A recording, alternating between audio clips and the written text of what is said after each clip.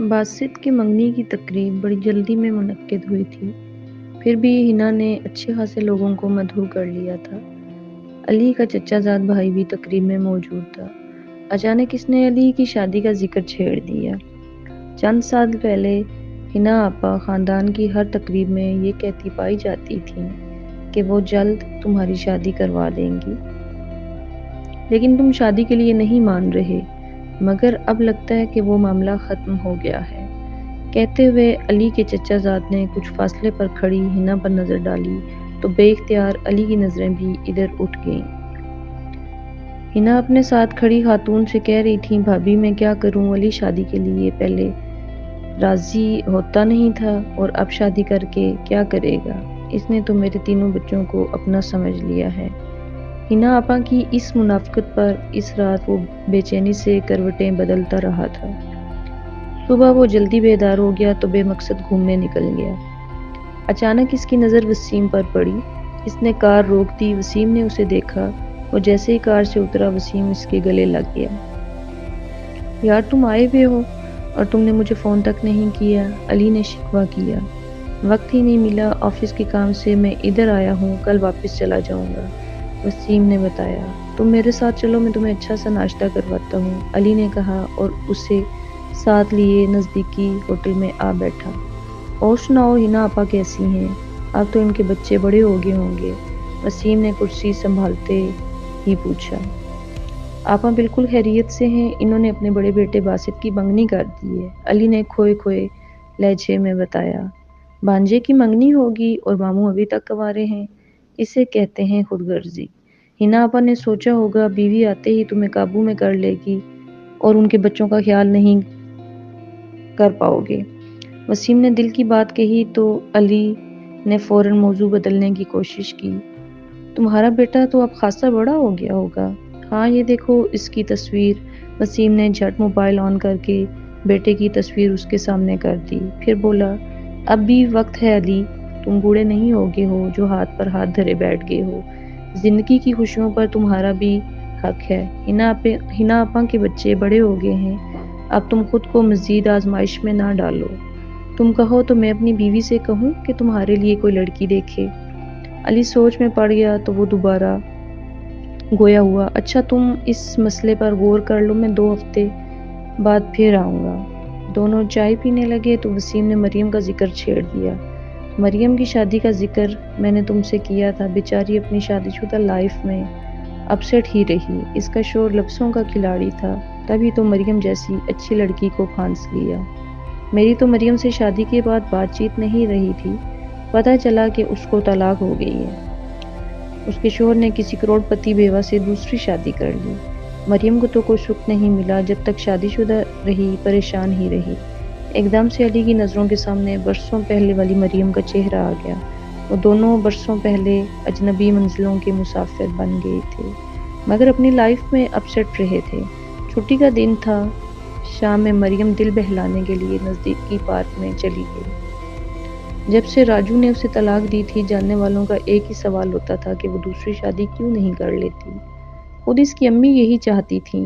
گزرتے وقت کے ساتھ وہ لوگوں کی باتوں کو سن کر دل گرفتگی کا شکار ہونے لگی تھی۔ لوگوں کی ہمدردیوں سے اسے چڑ ہونے لگی تھی۔ کیا ہوتا جو علی مجھ سے شادی کر لیتا، آپا کے بچوں کی ذمہ داری تو وہ شادی کے بعد بھی پوری کر سکتا تھا، مگر اس نے تو تعلق ختم کرنے کی ٹھان لی تھی۔ مریم کے دل سے صدا ابھری، وہ پارک کے داخلی گیٹ سے نکل کر مین روڈ کی طرف چلنے لگی۔ تب ہی کار میں گزرتے ہوئے وسیم کی نظر اس پر پڑی۔ فاطمہ اپنے بچوں سمیت کچھ دنوں کے لیے کراچی آئی ہوئی تھی، نسیم بیگم نے اسے اصرار کر کے بلایا تھا، اس کے آنے سے ان کے گھر میں رونق ہو گئی تھی۔ امی آپ آپی کو سمجھائیں وہ اب شادی کر لیں۔ تم ٹھیک کہہ رہی ہو، لیکن وہ شوہر کی بے وفائی کا غم دل سے لگائے بیٹھی ہے، میں آج ہوں کل نہیں ہوں گی، وہ کیسے اکیلی رہے گی، یہی غم مجھے سکون نہیں لینے دیتا۔ صاحبان کی ضرورت تو عمر کے ہر حصے میں رہتی ہے، تم سمجھاؤ بہن کو، ہو سکتا ہے تمہاری بات اس کی عقل میں بیٹھ جائے۔ ٹھیک ہے امی، میں بھی کوشش کر کے دیکھ لیتی ہوں، ایک رشتہ میری نظر میں ہے، فاطمہ نے تسلی دی۔ اس دن رات کو فاطمہ نے مریم سے بات کی، مریم اب تم دوسری شادی کر لو، اور امی کی پریشانی کو سمجھو، راجو بھائی کی بے وفائی کو بھول جاؤ۔ ضروری تو نہیں کہ سب مرد فطرتاً ایک سے ہوں، تم حامی بھرو تو ایک دو رشتے ہیں میری نظر میں۔ مریم سر جھکائے خاموشی سے اس کی گفتگو سن رہی تھی۔ تم راضی ہو تو میں رشتے کی بات چلاؤں؟ مریم نے سر ہلا دیا۔ میں امی کو بتاتی ہوں کہ تم راضی ہو، خدا کرے کہ تمہیں نیک اور مختلف شوہر ملے۔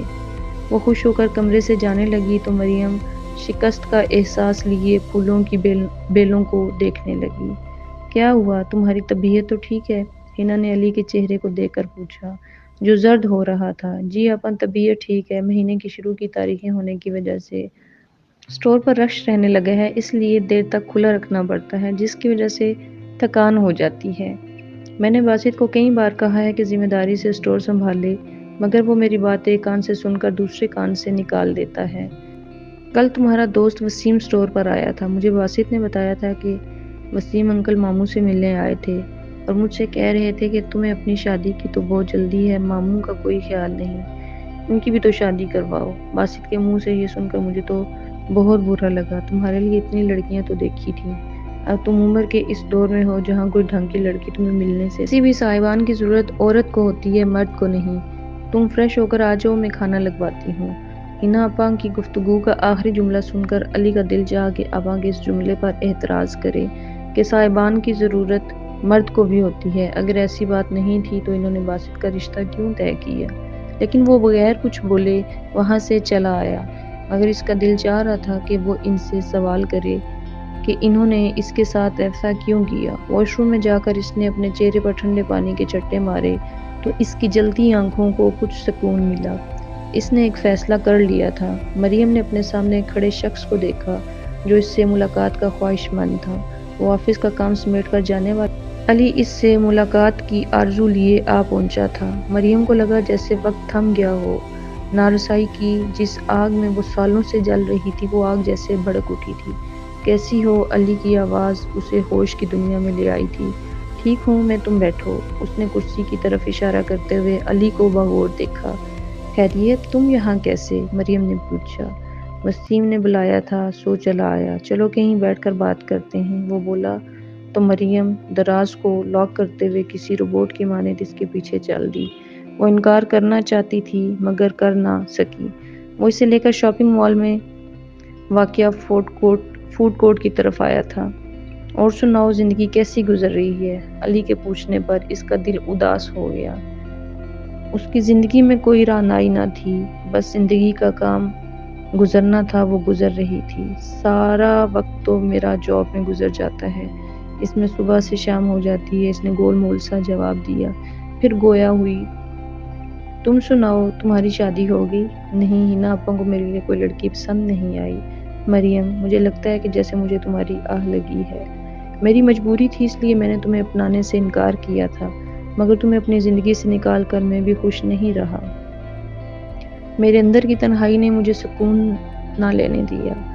سکون تو مجھے بھی نہیں ملا، مریم زیر لب بڑبڑائی تو علی اس کے چہرے کو دیکھنے لگا جس میں چھپا قرب سے دکھائی دے رہا تھا۔ وہ مریم کو پرپوز کرنے کے ارادے سے آیا تھا۔ اس نے جیب سے مخملی ڈبیا نکال کر ٹیبل پر رکھی۔ یہ کیا ہے؟ مریم کے لہجے میں برف جیسی ٹھنڈک تھی۔ رنگ۔ مریم نے بے یقینی کے عالم میں اپنے سے چند انچ کے فاصلے پر پڑی مخملی ڈبیا کو دیکھا۔ اس کے وہم و گمان میں بھی نہیں تھا کہ علی سے پرپوز کرنے کے ارادے سے آیا ہے۔ میں تم سے شادی کرنا چاہتا ہوں، وہ گڑبڑاتے ہوئے بولا۔ اگر تمہیں مجھ سے شادی کرنا تھی تو سالوں پہلے اپنے دل کا دروازہ مجھ پر بند کیوں کیا تھا؟ مریم کے دل میں چھپا شکوہ لبوں پر آ گیا تھا۔ میں مجبور تھا اس وقت، تمہیں سب کچھ پتا تو ہے۔ اب مجھے احساس ہوتا ہے کہ مجھے بھی لائف پارٹنر کی ضرورت ہے۔ میں کب تک تنہا رہوں گا؟ علی نے ٹیبل پر رکھے باکس میں سے انگوٹھی نکال کر اس کے ہاتھ میں پہنانی چاہی تو مریم نے اپنا ہاتھ پیچھے کر لیا۔ تمہیں اگر مجھ سے محبت ہوتی تو تم یہ نہ کہتے کہ میرا انتظار کرنے کے بجائے تم کسی اور سے شادی کر لو۔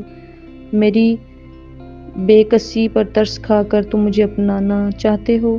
مریم کے اندر کا درد زبان پر آ گیا۔ میں تم کو کسی ہمدردی کے تحت نہیں اپنا رہا، میں تم سے کل بھی محبت کرتا تھا اور آج بھی۔ تم میری خزاں رسیدہ زندگی میں بہار بن کر آ سکتی ہو، تم سوچ لو، میں تمہارے جواب کا منتظر رہوں گا۔ خدا کو شاید یہی منظور تھا کہ ہم طویل جدائی کے بعد ایک ہوں۔ یوں لگتا ہے کہ برسوں پہلے مانگی گئی دعاؤں کی قبولیت کا وقت آ گیا ہے، علی اپنی دھن میں کہہ رہا تھا، جبکہ مریم گلاس تھامے گمسم سی بیٹھی تھی۔ ہفتے کا دن تھا، مریم آفس سے گھر لوٹی تو وسیم اور اس کی بیوی کی اپنے گھر موجودگی پر حیران ہوئی، مگر اس کی حیرانگی کچھ دیر بعد ہی فاطمہ نے دور کر دی۔ مریم آپی مبارک ہو، وسیم بھائی تمہارے لیے رشتہ لے کر آئے ہیں۔ تم پوچھو گی نہیں کس کا؟ فاطمہ نے کمرے میں داخل ہوتے ہوئے اعلان کیا۔